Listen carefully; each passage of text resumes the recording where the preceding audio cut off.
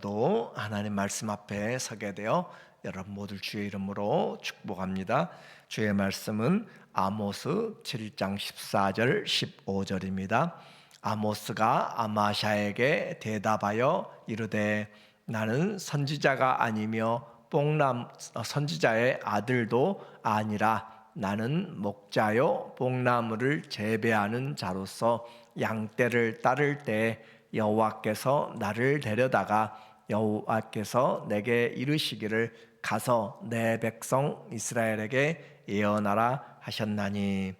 아멘. 오늘은 참과 거짓 선지자라고 하는 주제로 말씀을 같이 나누도록 하겠습니다.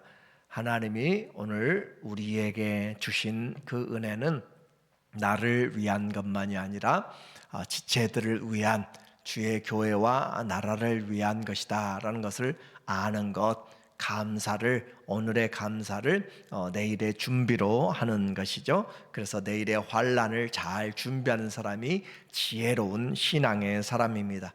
지금 우리에게 기도할 수 있을 때, 말씀을 들을 수 있을 때, 섬길 수 있을 때, 운전할 수 있을 때, 읽을 수 있을 때, 남북 이스라엘의 정치적인 경제적인 아주 부흥기였지만, 그러나 하나님은 이미 나무가 뿌리에 찍혀 있는 것, 나무 뿌리에 도끼가 찍혀 있는 심판의 때인 것을 아모스를 통하여서 계속 말씀하고 있습니다.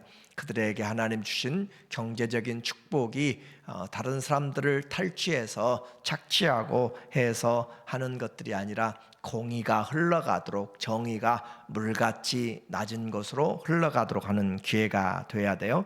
그렇지 않으면 그들은 다 모두 심판을 당하게 됩니다. 생각할 수 없는 일들, 말들로 전차로 그렇게 자갈밭을 갈 수 없는 것처럼, 또 서로 자갈밭이나 바다를 쟁기질할 수 없는 것처럼, 그렇게 하면 말과 소가 다 죽게 되고 다치게 되는 것인데, 이와 같이 생각할 수 없는 공의가 쓰디쓴 인진같이 그렇게 되어버렸고, 사람들에게 기대했던 하나님의 사랑들이 단포도가 아니라 쓰디쓴 들포도가 맺히게 되는 그런 상태가 되게 된 것이에요. 이제 7장부터 9장까지는 아모스의 마지막 결론 부분으로 가면서 하나님이 5가지의 환상을 보여주십니다. 그 환상을 통하여서 하나님의 심판이 바로 임박하였다, 피할 수 없다라고 하는 것을 말하고 있는데, 그 가운데서 오늘 7장에서는 3가지 환상을 이야기해요. 메뚜기와 불과 또 건축할 때 기준을 잡는 다림줄의 환상을 통하여서 하나님의 말씀을 전하고 있습니다. 먼저 심판을 가로막는 선지자의 중보하는 마음을 오늘 참 선지자 가운데서 보게 돼요. 1절에 보게 되면 우리에게 말하기를 주 여호와께서 내게 보이신 것이 이러하니라.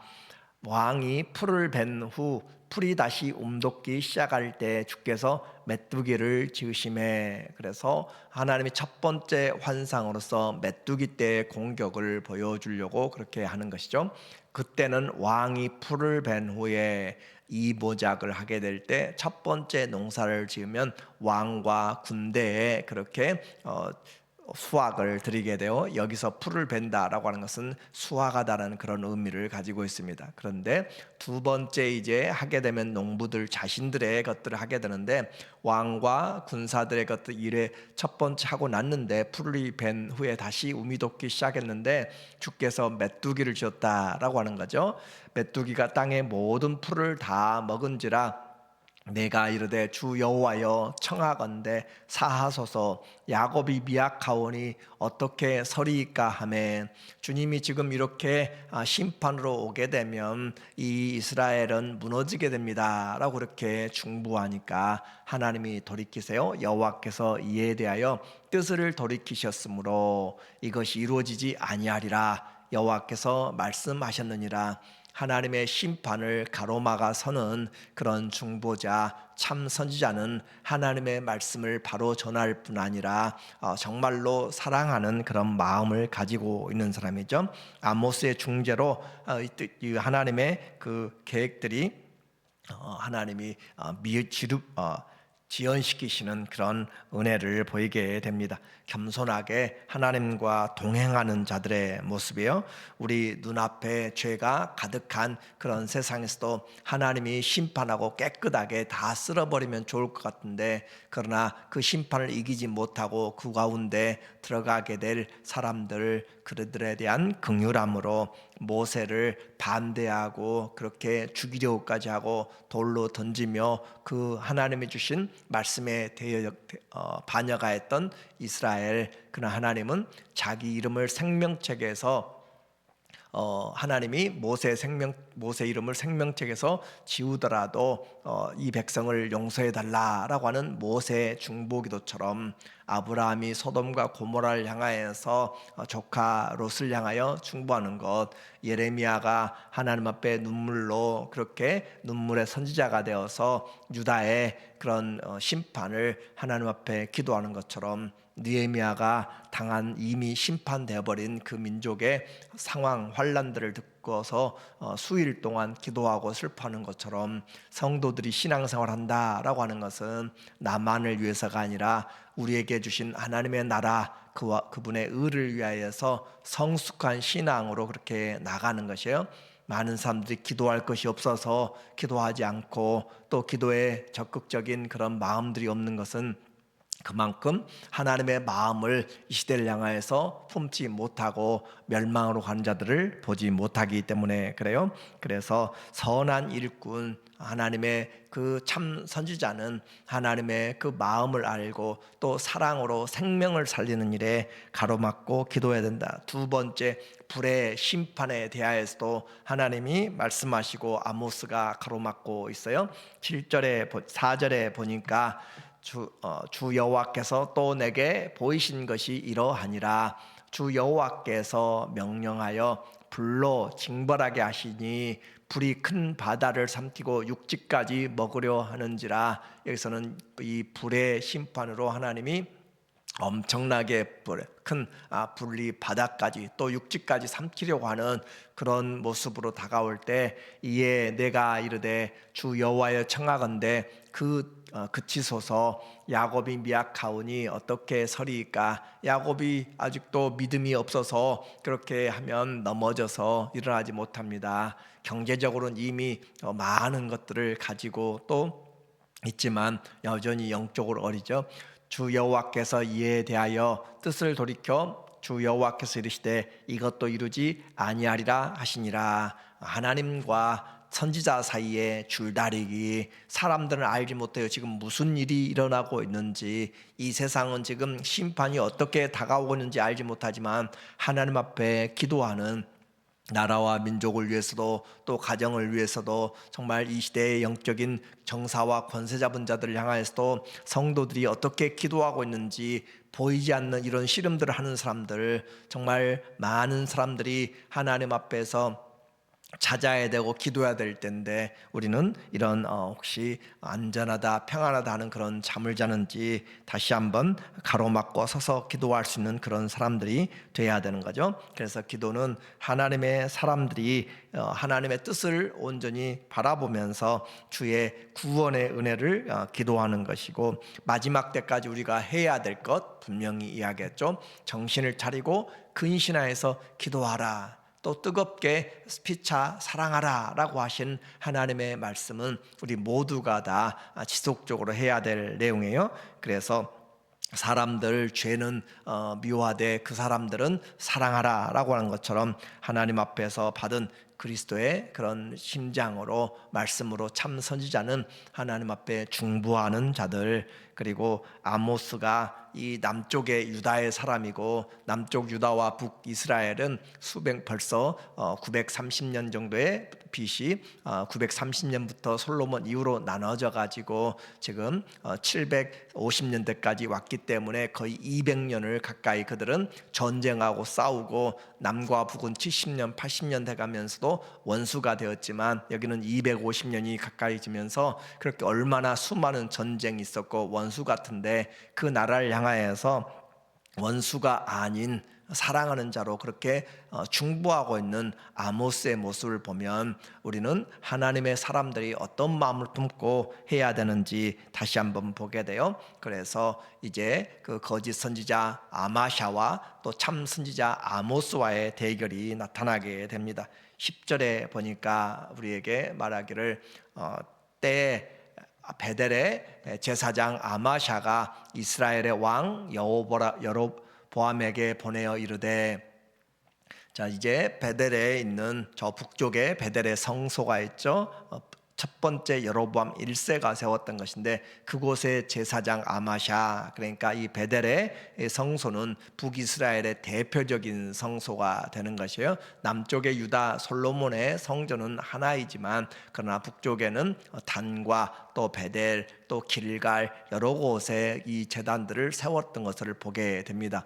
아마샤, 그곳의 왕립 성소의 대제사장 그런 위치에 있는 아마샤가 이스라엘의 왕 여로보암 2세에게 보내어 이르되, 이스라엘 족속 중에 아모스가 왕을 모반하나니 그 모든 말을 이 땅이 견딜 수 없나이다. 그래서 이 남쪽에서 올라와서 그들에게 심판을 경고하고 회개를 하나님께 돌아오라 라고 하는 그런 아모스의 메시지를 내란죄로 그렇게 지금 고발하고 있는 것이죠. 거짓 선지자, 자기들의 기득권을 위하여서 하나님과 하나님의 사람들을 핍박하고 말씀을 바꾸는 것이죠. 그래서 왕을 모반하나니, 결코 하나님, 이 아모스는 왕을 모반한 것이 아닌데도 그 모든 말을 이 땅이 견딜 수 없나이다. 그래요. 하나님의 말씀이 들려질 때 아모스는 결코 그냥 가볍게 전하지 않았고 분명하게 전하였고, 사람들이 견딜 수 없을 만큼 그렇게 죄에 대하여서, 심판에 대하여서, 하나님의 구원에 대하여서 말씀을 전하였어요. 그래서 제사장 아마샤가 거짓 선지자인 반면에 참 선지자 아모스죠. 아모스가 말하기를, 여로보암은 이제 아모스를 지금 대신해서 지금 아모스가 이렇게 했다라고 하는 거죠. 아모스가 말하기를 여로보암은 칼에 죽겠고 이스라엘은 반드시 사로잡혀 그 땅에서 떠나가겠다 하나이다. 아모스가 그렇게 한다고 했는데, 아모스는 이 여로보암 집에 심판이 임한다라고 바로 9절에 보면은 나와 있어요. 그래서 이 여로보암의 집에 임하게 되는 심판, 그것을 아모스가 여로보암이 칼에 죽는다. 실제적으로 이 아모스의 아들 스가랴 때 반란이 일어나서 그 집, 여로보암 집 2세의 집이 다 망하게 되는 것을 우리는 보게 돼요. 이렇게 해서 온 땅이 시끄럽다라고 하는 것이죠. 그래서 이 시대에 우리는 거짓 선지자들의 말들을 잘 보아야 돼요. 그래서 그들만이 아니라 우리는 지금 어떻게 하나님의 선을 알고 행하지 않으면 그것이 죄라라고 하는데, 우리는 알면서도 이 시대가 정말 평안하고 안전한 그런 시대가 아니라 깨어서 기도해야 될 때와 함께 하나님 앞에 부르짖고 해야 될 때인데, 우리는 다 영적인 잠을 자면 안 된다라고 하는 이 시대죠. 그렇게 분별할 때 아모스를 이제 위협하기 시작합니다. 그래서 12절에 보니까 말하기를, 아마샤가 대제사장 아마샤가 또 아모스에게 이르되, 선견자야, 너는 유다 땅으로 도망하여 가서 너 여기 있으면 죽는다, 그 말이에요. 그래서 도망하여 가서 거기에서나 떡을 먹으며 거기에서나 예언하고 거기서나 밥벌이를 하라, 그 말이에요. 거기서나 먹고 살고 이곳에서는 떠나가라. 다시는 베델에서, 북이스라엘의 이 베델에서 예언하지 말라. 이는 왕의 성소요 나라의 궁궐임이라. 그래서 이와 같은 아주 중요한 자리에서 네가 설 자리가 아니다라고 하는 거죠. 여기 있으면 죽는다. 그러나 이 아모스는 결코 포기하지 않습니다. 14절에 보면 아모스가 아마샤에게 대답하여 이르되, 나는 선지자가 아니며 선지자의 아들도 아니라 나는 목자요 뽕나무를 재배하는 자로서, 그래 내가 지금 전문적인 또 아버지로부터 선조로부터 그런 선지자가 아니고 제사장도 아닌데, 하나님이 얼마나 급하셨으면, 하나님의 말씀이 얼마나 강하면 내가 지금 여기까지 왔는가라고 하는 거죠.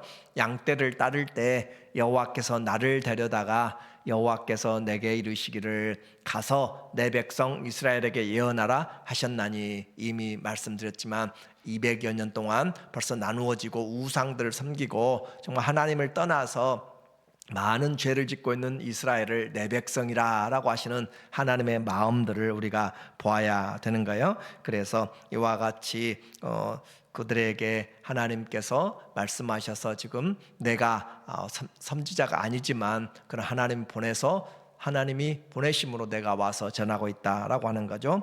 이제 너에게도, 가짜 선지자인 너에게도 하나님의 말씀이 임한다. 17절에 주신 말씀이죠. 여호와께서 이와 같이 말씀하시기를 아마샤, 내 아내는 성읍 가운데서 창녀가 될 것이요 내 자녀들은 칼에 엎드려지며 내 땅은 측량하여 나누어질 것이며 너는 더러운 땅으로 땅에서 죽을 것이요 더러운 땅, 저 아시리아로 끌려가서 그곳에서 죽을 것이다. 가정이 풍비박산 나게 되는, 그래서 거짓 선지자의 그 말로를 우리에게 보여주는 것이죠. 그리고 이스라엘은 반드시 사로잡혀 그 땅에서 떠나리라 하셨느니라. 오늘 우리에게 주시는 이와 같은 메시지를 통하여서 거짓 선지자 반드시 망하게 됩니다. 지금은 가진 것들이 많고 권세를 가지고 많은 사람들이 모이고 숫자가 많고 부를 가지고 한다 할지라도 그것들이 절대 우리에게 선한 선지자의 그런 모습이 아니죠. 교회의 모습도 마찬가지예요. 숫자의 많고 적음의가 아니라 하나님 앞에서 어떤 메시지를 가지고 어떤 말씀을 어떤 사람들이 가지고 사느냐라고 하는 거예요. 예레미야가 후대에 바로 예레미야도 동일하게 아모스 같은 그런 이스라엘을 향하여, 남쪽 유다를 향하여서 눈물의 그런 회개의 선포를 했던 그런 참 선지자로서 많은 친구들과 제사장들에게 핍박을 받고 그랬어요. 참 선지자는 하나님의 마음을 가져야 되고 주님 앞에서 사랑의 마음을 가지고 기도하는 자들이 돼야 돼요. 그래서 끝까지 주의 말씀을 바로 받고 그 말씀을 향하여서 사랑으로 생명을 살리기 위해서 전하는 그런 긍휼의 마음이 있는 사람들, 그리고 기도하는 사람들, 하나님이 진정으로 살리시기 원하는 하나님의 마음을 알아서 그렇게 나오는 사람들이 참된 시대의 선지자들이고 제자들입니다. 교회도 하나님 세상을 향하여서 이와 같은 생명 살리는 일에, 그리고 기도하는 일에, 그리고 하나님 앞에서 올바르게 이 시대에 합당한 말씀을 선포함으로써 주 앞에 올바로 서 나가는 우리 모두 영적인 파수꾼들이 되시기를 예수님의 이름으로 축원합니다. 아멘. 하나님 아버지, 우리에게 주신 말씀들을 잘 보게 하여 주시고 깨닫게 하여 주시고, 주님 주의 말씀을 받은 것만이 아니라 기도하면서 주님 긍휼히 여겨주시고 살려주시기를 원합니다. 주님, 우리 모두에게 큰 은혜를 베풀어 주셔서 진리 안에서 사랑을 말하게 하여 주시고 사랑 안에서 또 진리를 행하게 도와주시며 우리 모두 그리스도에게 연결되어서 뜨겁게 형제 자매를 사랑하고 정말 정신 차리고 근신하여서 기도함으로 주님의 은혜들을 나타내 나가는 살리는 자의 선한 사역자들 되게 하여 주시옵소서. 예수님의 이름으로 기도합니다. 아멘.